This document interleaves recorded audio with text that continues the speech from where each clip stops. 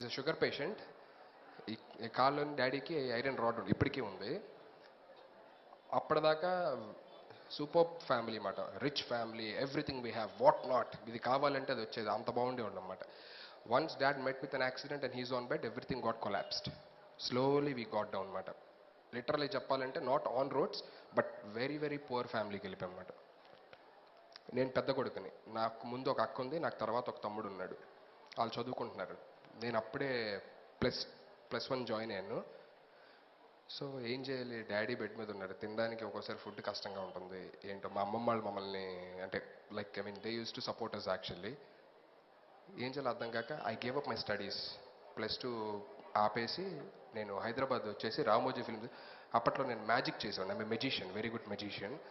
So Ramoji film సిటీలోనే ఒక 8,000 శాలరీకి join అయ్యాను అనమాట. జాయిన్ అయ్యి అదే నేను అక్కడ ఉండడానికి మళ్ళీ అది ఇంటికి పంపి